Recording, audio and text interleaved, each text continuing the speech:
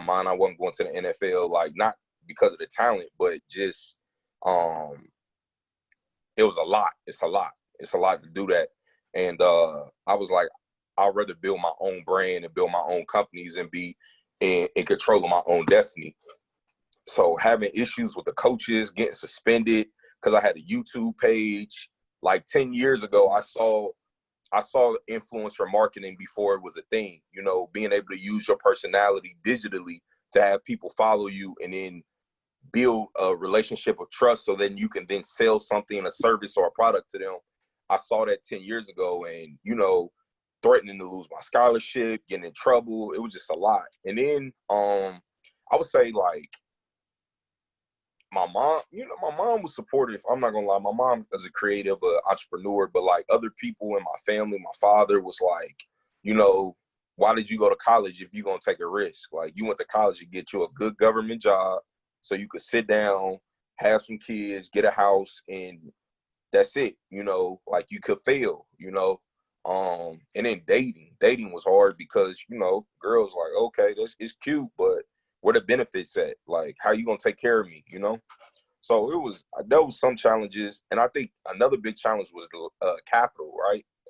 It was post recession, 2008 recession, and there wasn't a lot of money flowing, and it definitely wasn't a lot of money flowing to Black men that were trying to be innovative. Like you couldn't go to nowhere. But now, if I was rapping, maybe I could have got some investments. But being a businessman, you had to hustle up your own money to try to make your project go forward. So it's a lot has changed, you know, like it's the cool thing now, but saying you was an entrepreneur 10 years ago, people thought you was crazy. Yeah. Yeah. And even now it seems like they still kind of want to see maybe numbers. I mean, which is good, you know, but yeah, it's the support system is tough being an entrepreneur because a But I lot of think, times they may. Mhm.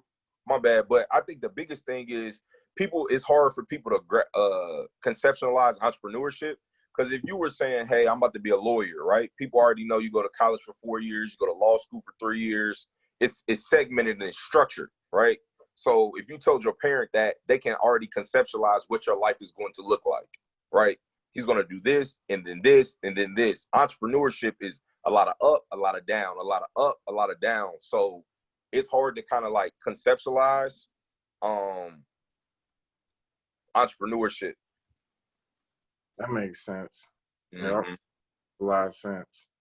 And I think as we move along, it that's one of the things that's really helpful with I guess why they have like those kind of incubators, you know, Mm-hmm. those to help you try and scale your business so you can be able to tell investor or just whoever that may be, like, hey, you know, here's my plan, at least, you know, if it don't Yeah. go there or if I have to make some adjustments along the way, so be it. Mhm. But with that being said, when did mental health become a top priority for you? I would say like 2017. I knew something was wrong. Like I knew I was dealing with a lot in 2016. Was probably my most profitable year to this date as far as business wise. Like everything was clicking. Just know I'm working, my parties, public speaking. I was doing a lot of consultant work. I was working at the world's largest law firm. It was just a lot going on. So I just started to feel like I was burning out. But, you know, listening to entrepreneurs, like you sleep when you dead, like taking care of yourself wasn't really talked about in entrepreneurship. It was kind of like run your body into the ground and you sleep when you die. You know what I'm saying? Do whatever you need to do to make the money and you deal with your health later.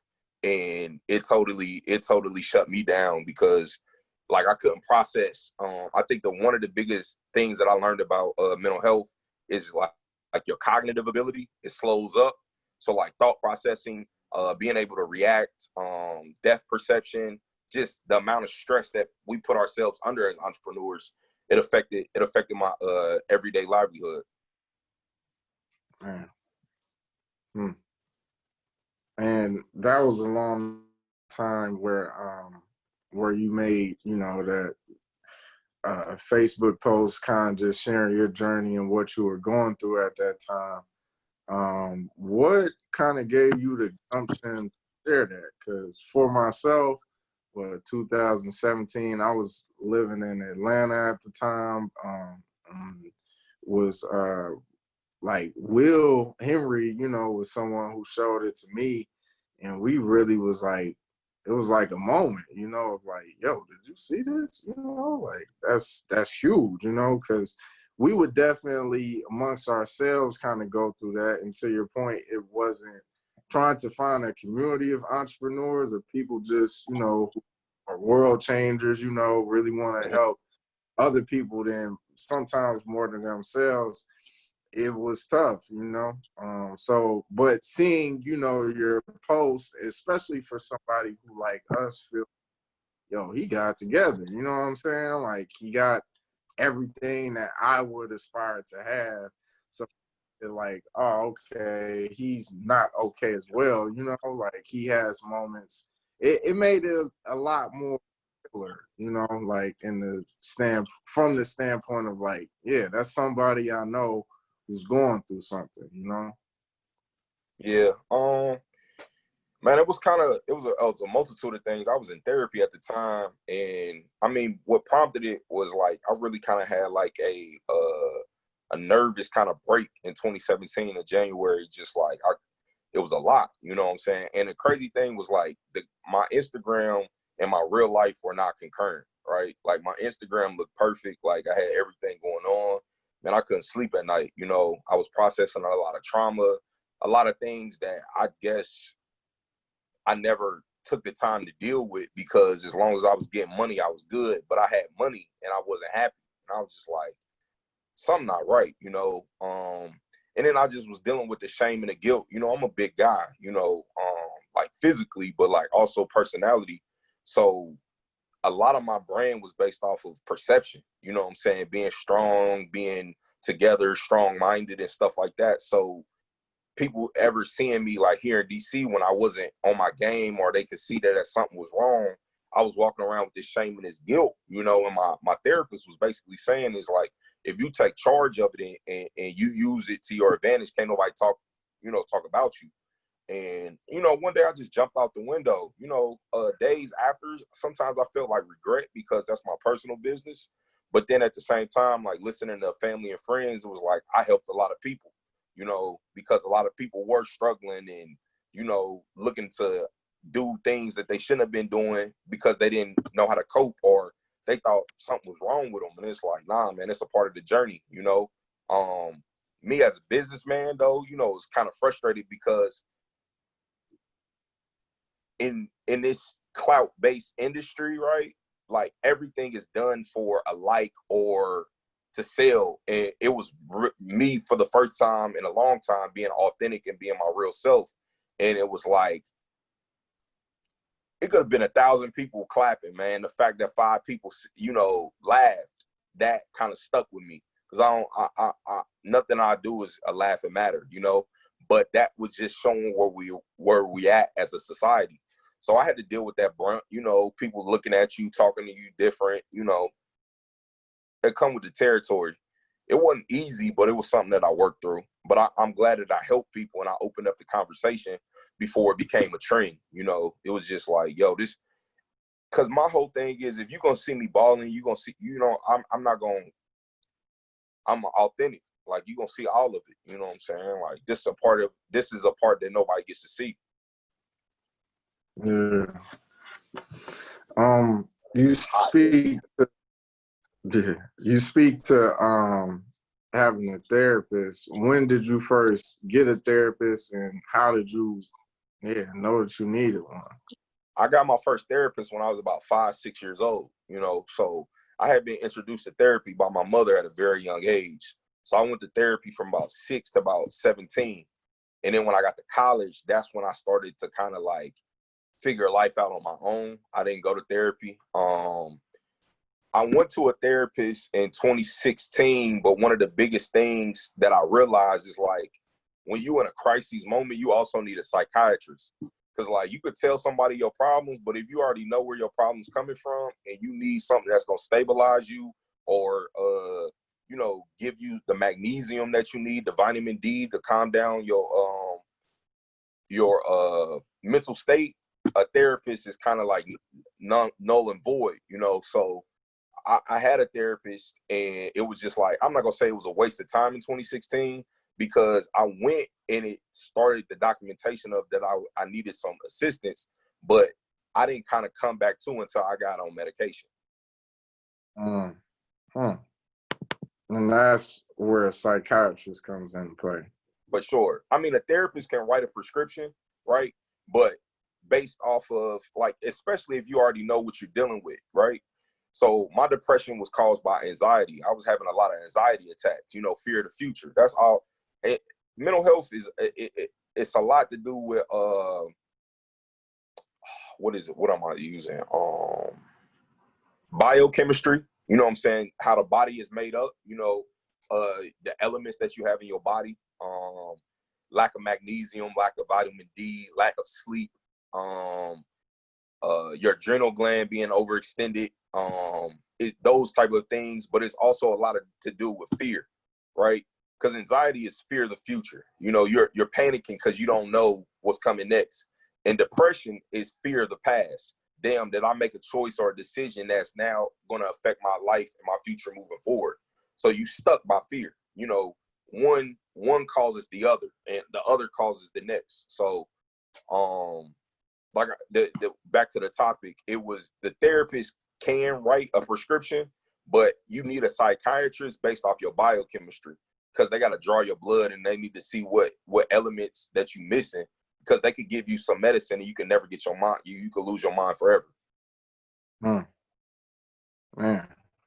Medicine is not for everybody. If you could find at the time I wasn't deep into it, so I didn't know nothing about magnesium pills, about a lot of the stuff that I do now, homeopathic, that calms my nerves and makes sure that I'm straight. I didn't know about it. Like, all we knew about, you know, was Zanny pills, because we listen to Future, like Papa Zanny. But like it's other health thing, other health causes other health ailments if you abuse these drugs. Yeah. Wow. That sounds something like maybe what Kanye was going through for real, I guess, when he was off, you know. So my situation was concurrent with his. Like, so everything that he was going through, I was going through too. I don't got $1 billion, you feel me? But yeah, the biggest issue that he was dealing with was, like, he had a nervous breakdown, right? And when the biggest thing that I would say to anybody that's watching this, if you know anybody in the mental health field or any psychologist, tell them that they're much needed in the space, because it's hard for a psychiatrist to diagnose a black man or woman without understanding the social economic history or background of that culture that causes that amount of stress. They can diagnose you as bipolar, schizophrenic, and a lot of it is just trauma. It's just, yo, I done seen somebody get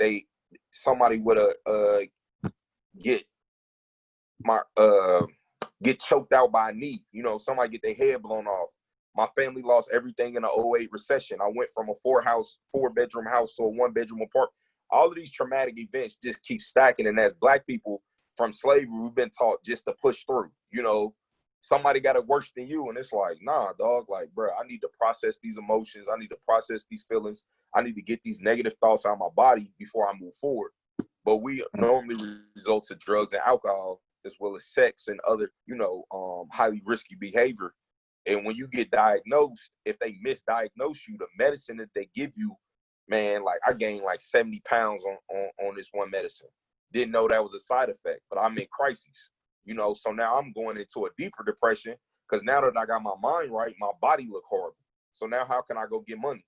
Like, it's a lot of things. And he got money, he got liposuction, like, legit, like, it's crazy. But he probably did gain like 100 pounds, and I'm talking about in 3 months. That's how strong this medicine is. It levels your brain out, but now you eating 6, 7, 8 times a day because it's a steroid.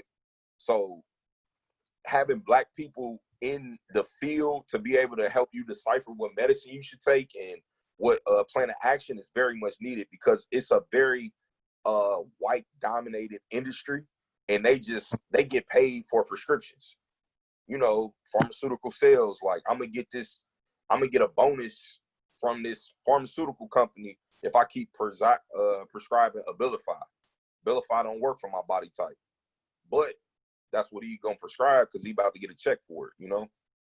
So it's a lot that I learned, man. It's a lot. And I'm just thankful that I had a support system, you know? Because there's a lot of people that go through what I've been through, and people leave them and they don't have nobody there to advocate for them, and they get lost in the sauce. Yeah. Ain't no different.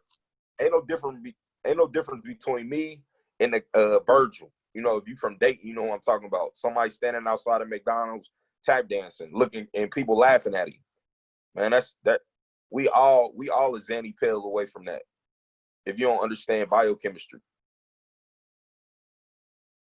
And did you so you had people to lean on, like as far as like asking them questions like, hey, they prescribed me this, you know, what do you think? Like, or this sound about I didn't have to be. I had support in terms of I'm gonna walk on this journey with you, regardless of what it looked like. But I didn't have necessarily the insight to be like, okay, this is a good drug or this is a bad drug. Like I didn't know, because like all I knew was Prozac, and that's what I took in my youth, right? But it didn't work for me no more. So I'm like, I don't know what none of this other drugs is. I knew one though. Like my mom, when I was in the hospital, that she made sure they didn't give me this one drug. It doesn't come to my mind right away, but she was like, she knew that one. She was like, nah, like he ain't gonna take that one. But my sister was there, my line brothers, like people, you know what I'm saying? And it wasn't the people that I had spent a lot of time with, right? It was the people that I guess I impacted, and just luckily they had love for me, man, because the people I was running with, they turned their backs, you know what I'm saying? They laughed at me, they talked about me. So to have people there to actually get you through, man, I'm indebted to some people, man. I wouldn't be here if I did just had a love and support. That's huge. That's huge, man. How have you been dealing with mental health during this crisis? You know, how's that impacted you, and maybe how have you been protecting your mental, you know, during this time? I've been working out, been doing a lot of journaling, but I'll be honest with you, man. God bless the dead, but okay. All right, well, perfect. Yeah. You ain't gonna need to get out of here. It's gonna be that music door right here that you just slide back and forth. You, Real door right here. Okay, there we go. Okay. Yep. Yeah, but like I said, God bless the dead, but this has actually been pretty therapeutic for me, because I don't have to deal with the hustle or bustle of everyday life. That is one of the hardest things about like recouping your life after you have a nervous breakdown and deal with mental health issues, is your brain is like a computer. You got to boot it back up, right? If a computer crashes, it doesn't go back to optimum speed as soon as you turn the power button on. But that's how we treat mental health. You get out the hospital and they want you to go right back to the life that you had before. And it's just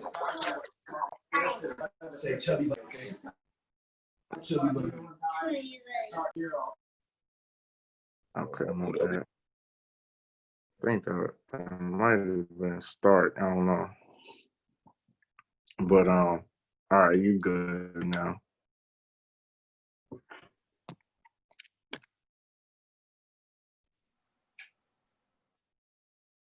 So, yep, you set to go.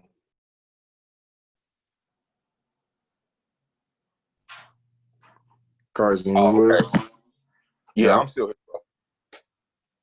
Yep. But you said, no, that's a great analogy, you know, because honestly, like when my pops passed, you know, 2 years ago, I was in Atlanta and I was living by myself, you know, one bedroom. And it was just the weirdest thing, because it was like I guess outside looking in, people probably saw like, like, yo, bro, on his way out. It's like as far as physical stature. And you kind of know, but it's still like, man, I'm able to call this man and get information. Like, I ain't, you know what I'm saying? Like, you can't think in that. I mean, I won't say can't, but you know what I mean? Like, it's kind of tough. It's real until it's real. So for me, I definitely feel you as far as like, man, I got my job was gracious enough, I guess, to like give me a week off like for bereavement. But dude, that next week it was like, yo, can you come back? And I'm like, I don't like no, you know what I'm saying? Like, and I felt it was weird. I felt selfish saying no, I was able to take another week off, using some PTO, but it was like still a little work from home time. And yeah, to your point of the rebooting, it felt like, yo, I'm trying to reboot and like they want me to go 100% right now, and it's like I'm only at like 30, like I only had 30 to give y'all, maybe 50. I mean, but see, so. the biggest thing that I'm passionate about within the mental health space is not like normalizing the shame and the guilt. Like, some people always gonna get laughed about, talked about. That's just life, man. You know what I'm saying? But the thing that I want to change is the business aspect of it. Like, $9 billion was missed in 28 from the millennial generation alone from work-related stress that caused people to have mental health issues. So $9 billion of the economy is missed because people are not functioning to their full capacity mentally. And it's because, like, if you tore your ACL, you go to the doctor, he gonna tell you it's 6 months before you walk again. You know what that rehab process like. That's a traumatic experience that happens to your body. What you think how long you think it's gonna recover when a traumatic experience happens to your brain, to your emotions? Bro, suck it up and move on. Like, nah, bro, you wouldn't tell me to suck it up and put weight on my knee if I just got surgery. But people don't see it because they don't see the fit. I don't walk around with a crutch. You know what I'm saying? Like, I didn't walk. If you don't see the physical ailment, it's in your mind, it's in your spirit, it's in your emotions. It's like, oh, bro, soft. Was I soft when I tore my knee and I took 6 months? Nah, bro. It's a minor setback for a major comeback. You'll be straight, bro. I ain't get that love. Damn, bro. Like, damn. Like, why you ain't show me the? And that's all I want to show. It's the same thing, bro. My brain not working, bro. Just as much as my knee wasn't working. If my knee wasn't working, you would show me love. You would let me rehab. Let me rehab with my brain, with my emotions. Let me get back right. Because you don't know what nobody been carrying. You feel me? Like, people been carrying stuff for years, bro. Years, decades. And it's like, oh, okay, that's your father. That's somebody you done known all your life. How you gonna emotionally snap back and be 100%? It's impossible. That's real. why everybody need a therapist and a psychiatrist, man. Go get you a doctor's note, man. Like, look, my brain not working right now. And it take no shame in that. You know what I'm saying? Because you wouldn't take no shame. Like, I keep using an analogy. You wouldn't take no shame saying that you on crutches because you blew your knee out or tore your Achilles. Mm-hmm.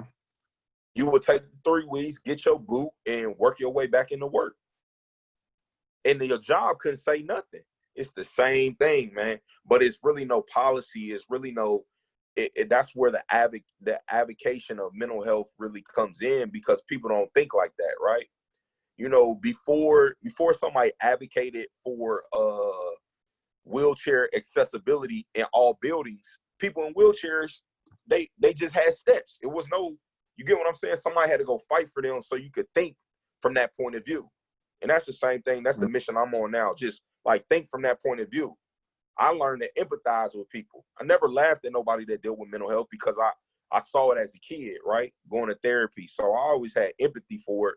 But being able to come through what I've been through and realizing, like, a lot of people in the fight, they ain't got nobody fighting for them. People done lost their houses, their wives, all of this because their brain stopped working. But if they would have broke their wrist, their wife would have wrote a note on their cash. But because he tweaked out, oh, I'm gonna divorce him. Like, what? Like, it's crazy, bro. It's crazy how people treat you, bro. That's facts, man. Man, I'm gonna try to really keep that analogy in mind, even just on a day-to-day to help others, to remind myself, because that's simple, it don't get no simpler than that, in my opinion, That's kind of base level. But that's deep. That's deep. As we close though, what would you say are like 3 takeaways our listeners can use to help them, through these times, either through being on a rough time or, being on a high right now, and maybe not knowing how to adjust to all of the new things and new successes and riches that may come to them? I would definitely say you got to get a success schedule, meaning one of the hardest things to deal with is actually success. It's never failure. Success is actually harder to deal with than failure is, right? So, getting a success schedule, talking about what time you're going to work out, what time you're going to do your meditation, your prayer, sticking to a schedule. So whatever happens around the world, you at least have order and structure in your own personal life. I would definitely say eating right, right? A lot, like, you have 2 brains, right? That was one thing my therapist always taught me. You have 2 brains. You have the one in your head and you have the one in your stomach. 90% of biochemistry is created in the gut. So when you're not eating right, you drinking liquor, you all these fried foods, you're not sleeping right, it's gonna mess up your biochemistry and it's gonna affect your mood. So those are things that you can control, right? So I would say that. And the third thing I would say to like focus on is gratitude. A lot of times myself personally and other people I've seen struggle with depression and anxiety and other things of that nature. They are always complaining. They can't find the good in anything. And sometimes you got to force yourself to see the good. So wake up every morning and write 3 things you're thankful for. It could be your eyelashes, your feet, your hands, your nails. You got to put that gratitude out in the universe to bring more good. Because if you keep saying life is bad, bad, bad, it's only going to get worse, worse, worse. Because life and death is in the power of the tongue. So you always got to speak good about yourself. Never talk bad about yourself. Man, that's huge, man. That's huge. I did want to open it up to anyone on the call right now who might have had any question. If you could unmute yourself, you can show your face if you want to. Feeling froggy.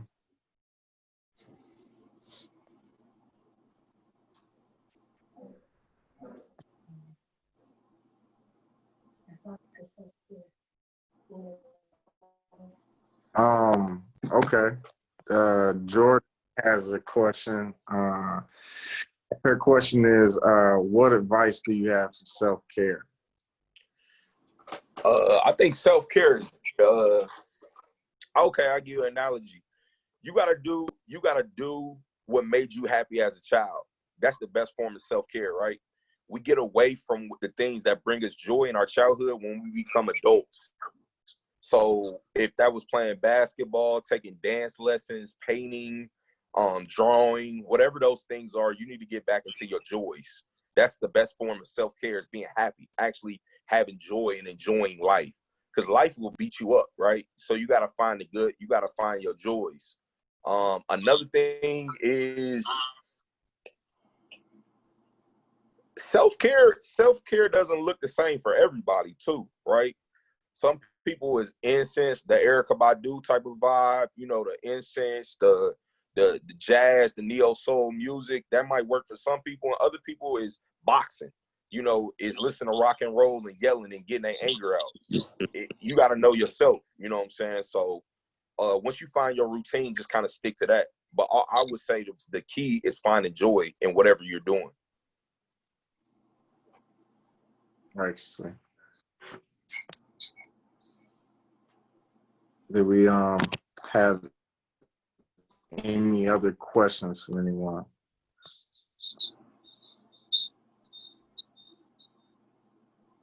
I don't think I see anyone in the chat. Well, it was a pleasure. Pleasure having you, big bro. Definitely appreciate it, and we sure have to. We do have another one. Okay. And it says, how do you maintain sanity amongst the pandemic when you see others? How do you encourage them to seek help? So it's twofold, right? Yep. Okay. Yep. It was saying, what's the first part? Something about the pandemic? Yeah, how do you maintain sanity amongst the pandemic? And I believe DJ added, or this guest added a little bit. They came on later, probably missed that question, but you could maybe even just reinforce that answer. And then the second part, that was the others. We'll handle that first. I get on the second after that. Okay. Like sanity in a pandemic, man. My rebuttal is gonna be kind of skewed. Like, I already been through a pandemic, right? my issues with mental health was my pandemic, right? So I'm kind of like built for it tough. But I would say, like, I don't get adjusted to the new normal. Fight to keep everything the way it was, because you don't want to just let life kind of happen to you, right? Like I said, God bless the dead. It's 100,000 people here in the United States, over 1 million probably throughout the world, that have died in this pandemic, and my heart goes out to them and their families. But one of the biggest things that I've learned is we have literally gone insane because of capitalism, right? So I would tell people, don't let capitalism destroy the human being who you have inside of you. So, find the joy of going outside, man. Walking in the grass, like enjoying your family, like stuff other than chasing money, man. Because all the money in the world couldn't stop the pandemic. You get what I'm saying? Like, it's something bigger than money. Like, money can't be our God no more. We gotta start focusing up and reestablishing our morals and our values.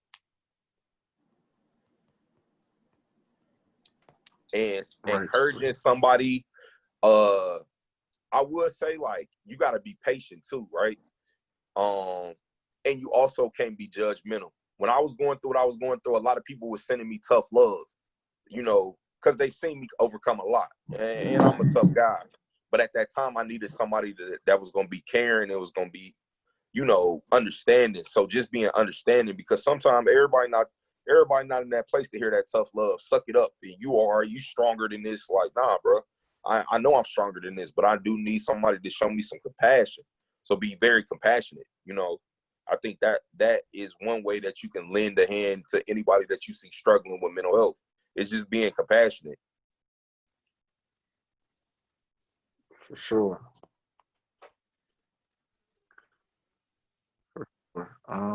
Let's see. We have a question from my mother, actually. She asked, how do you know when you need to seek help? It's telltale signs. Lack of sleep. Like, sleep is probably one of the biggest indications that you need to go see a therapist, at least, right? Because you battling with yourself. If when it's time to go to sleep, you got demons, or you got issues, and you got that much stress that you can't close your eyes and get 8 hours of sleep, you need to go see a therapist.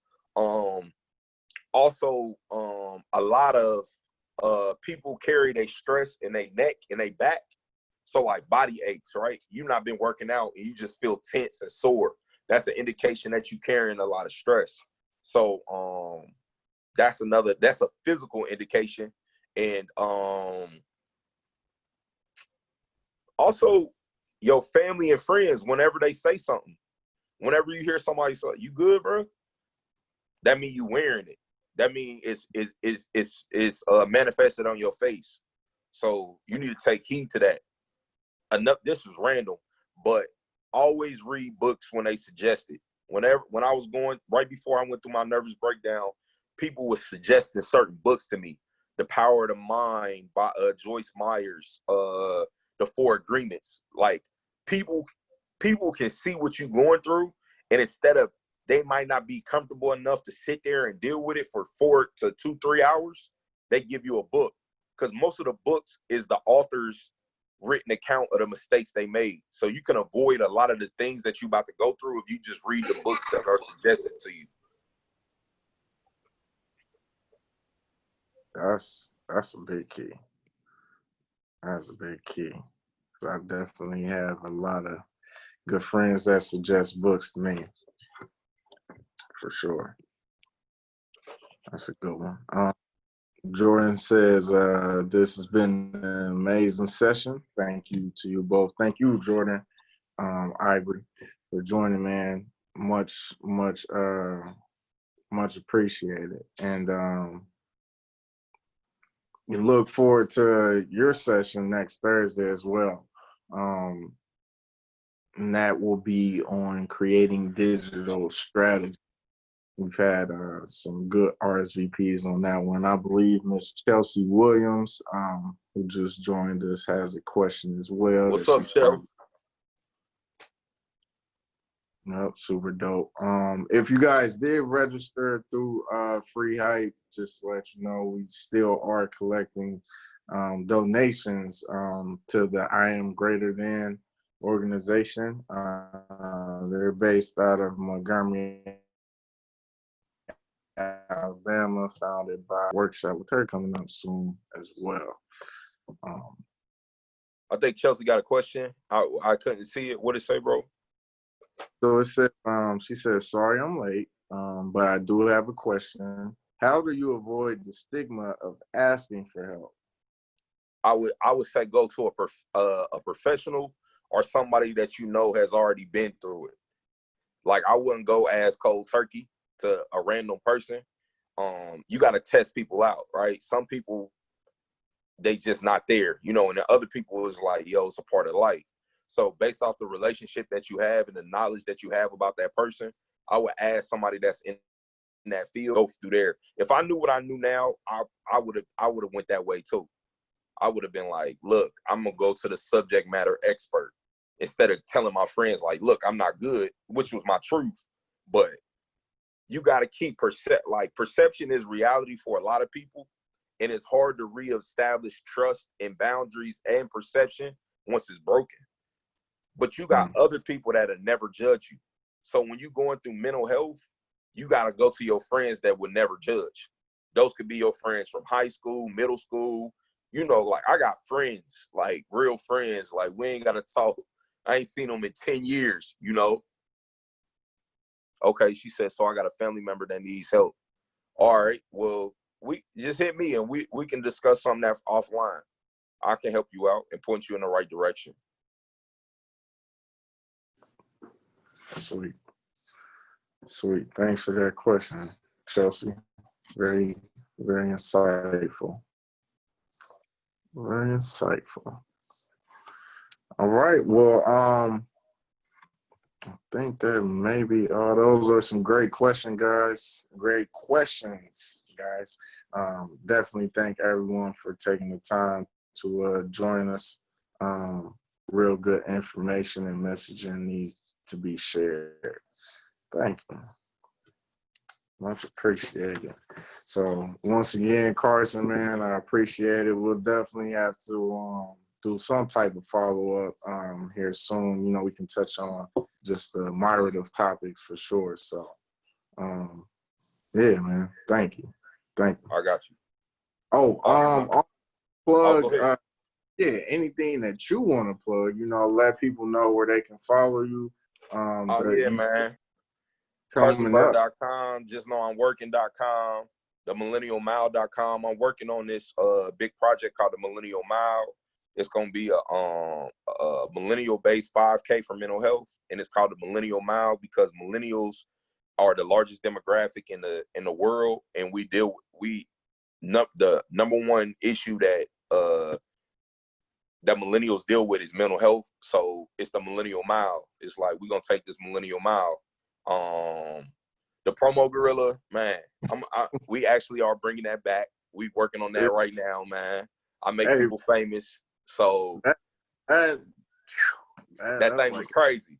That thing was that's going an nuts. error. Yeah.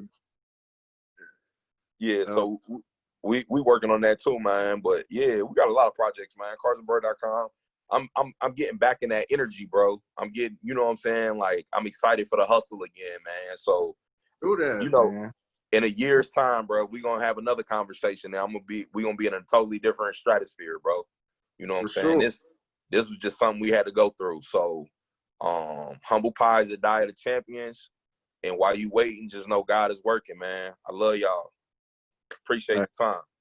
Love you too, bro. Thanks, All right, man. bro. No problem. See y'all.